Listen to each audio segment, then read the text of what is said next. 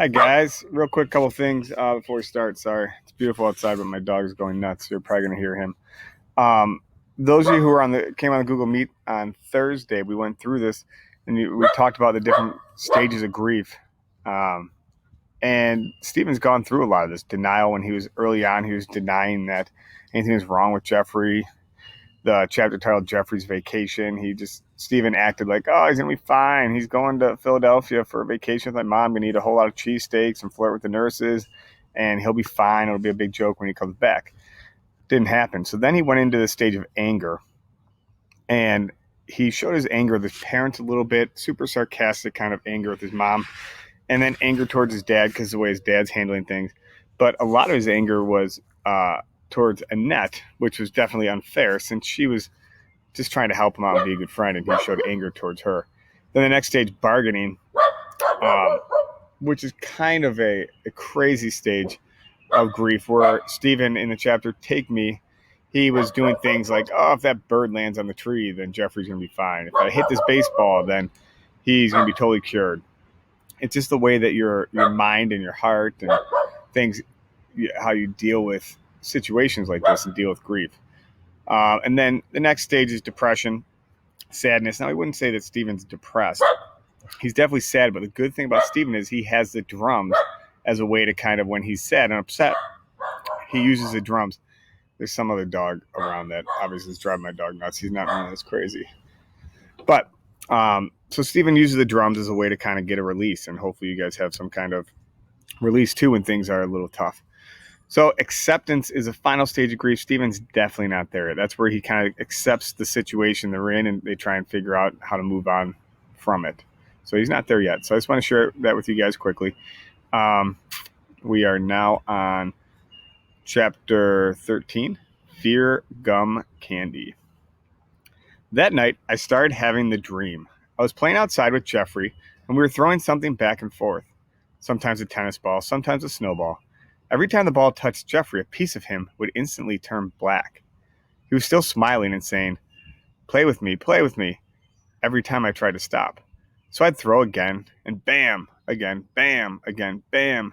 Then he'd slowly start sinking into the ground, still with that smile on his face. As my parents appeared behind him, and he'd start saying over and over again, you're their only boy, you're their only son, you're the only boy now.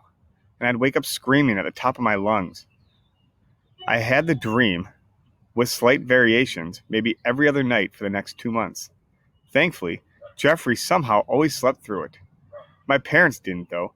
They eventually got so used to it happening that they started getting to my bed and grabbing me before I even woke myself up.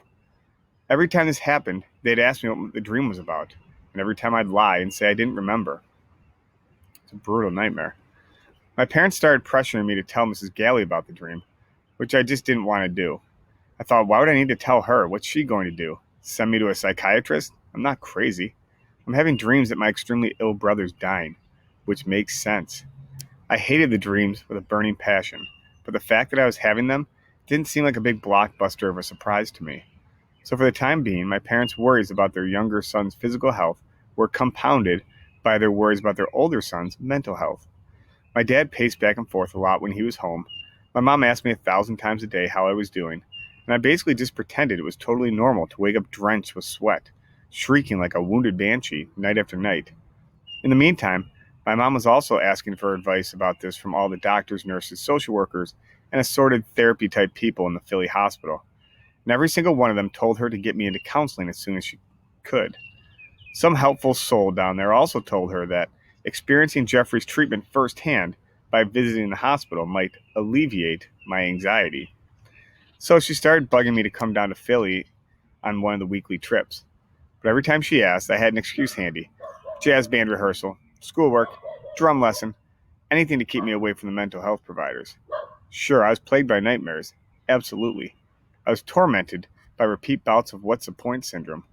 And there was no question that I was terrified about Geoffrey's treatment. But I was coping, right? I was getting good grades in the third marking period. I was still improving rapidly on the drums. I continued to be oddly popular at school. I even patched things up with Renee Albert. One day, on the bus, she caught me looking at her and stared back. Thinking fast, I made her an irresistible offer. Gum? You're offering me gum? Really? Yeah, really. Aren't you afraid I'll try to contaminate it? Well, it's only going into your own mouth, so feel free. I noticed that there were about 12 people watching this scene, like it was a jury trial or something. So I scooted across the aisle to sit by Renee and continue the peace talks in whatever privacy you can have on a packed school bus chugging along a main thoroughfare. Come on, Renee. Are you really going to be mad at me because I protected my baby brother by sending you home? Well, I failed the math test, if that's any consolation. You did? I'm sorry. Did your parents flip? Kinda. Don't worry about it. It was my own fault.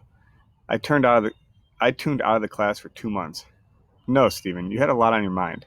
I'm sorry I got mad at you. I'm sorry about the things I said. Well, you were right.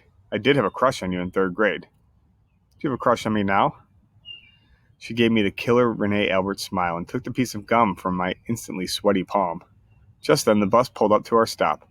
I reached back across the aisle to get my backpack, and Annette held it out to me, glaring like I had been chatting with Renee about Annette's mother or something. I didn't have time to figure that one out. We weren't blessed with the most patient bus driver on the planet. I charged up to the front and out the door. The driver was already slamming down the gas pedal while I was still in midair, so I didn't turn around in time to catch Annette's eye through the window. I wondered whether she'd still be mad the next day, and why I never seemed able to be friends with more than one human female at a time. When I got my bearings, I realized Renee was already walking away from me toward her house. For some odd reason, perhaps my brain had just reached its female logic overload point. I didn't call out after her. As she turned the corner without ever looking back to be sure I was still there staring, she said something to me, and I could hear the laughter in her voice. Thanks for the gum. I kept walking until she was out of sight behind the huge old oak tree at the end of the block. Boy, did that girl know how to walk. So I was hanging in there, but the weirdness of acting normal when nothing really was normal was exhausting. One day I fell asleep in social studies class and the teacher took me out into the hall to talk about it. How are you, Stephen? Is there more bad news at home? No, things are swell. We spend our time knitting matching sweaters, baking wholesome cookies from scratch, and watching my brother's hair fall out, moron. No, I just have, a lot on my mind. Can I... Think fast, Stephen. Go see the school counselor? Of course, he let me go. I had already figured out that most teachers did not want to stand in the corridor talking about pediatric cancer when they could be safely in their rooms handing out worksheets. Mrs. Galley looked happy to see me, which was a nice feeling. Maybe I'd only asked to see her so I could get out of class, and maybe I was merely in the mood for a candy heart or two. But I really was starting to trust this woman. She asked me how things had gone with the math grade bust weekend and in the weeks of school since then. I told her the whole story of that first weekend with my parents, about how I was keeping up with my work and social life. She looked relieved that my rent hadn't tied me to a stump behind the woodshed and given me a beating, and I could have left it at that, with Mrs. Galley feeling like she had done a successful good deed by letting me choose how to handle my makeup work, and my mom's notification, with me feeling like I'd earned some cinnamon-flavored snackage, but it wasn't the whole story. Mrs. Galley, I can't sleep at night. I have this nightmare over and over again. I'm playing catch with my brother and... I paused, and she quickly slid a box of tissues over to me. Be right back. I have to get my crazy dog.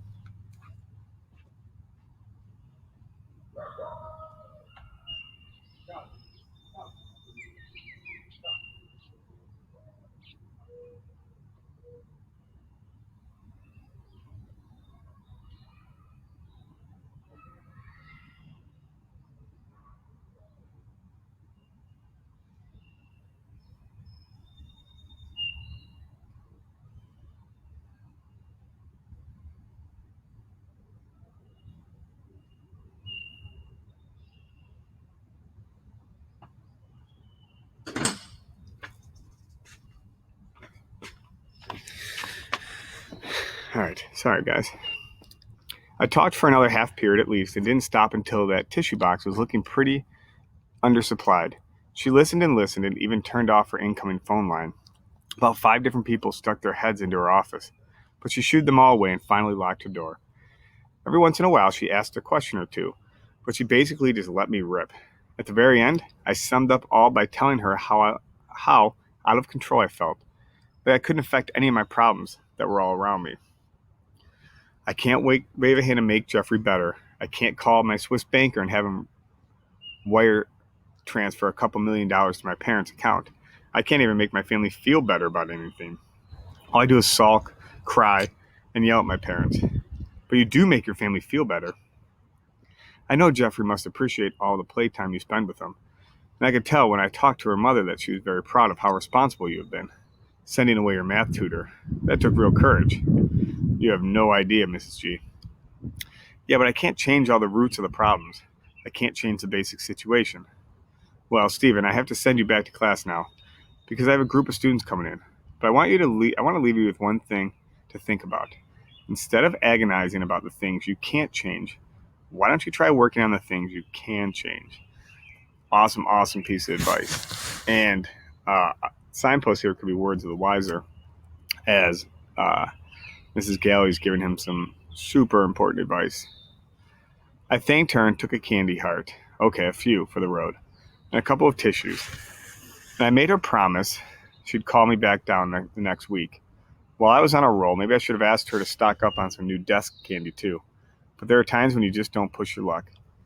Over the next few days, my head was a jumble of battling quote bubbles. Me? What's the point of Mrs. Galley? Why don't you try to work on the things you can change? Of course, that was when I was awake. When I was asleep, the nightmares just kept on coming. I was starting to wonder whether I was going to be a nervous wreck for years and years, finally losing it completely and waking up in a mental ward with a tight, white, sleeveless coat on. Then, two things happened in quick succession. I figured out how to save some money, and Annette fell down a flight of stairs. Next chapter is good news, bad news. See you guys.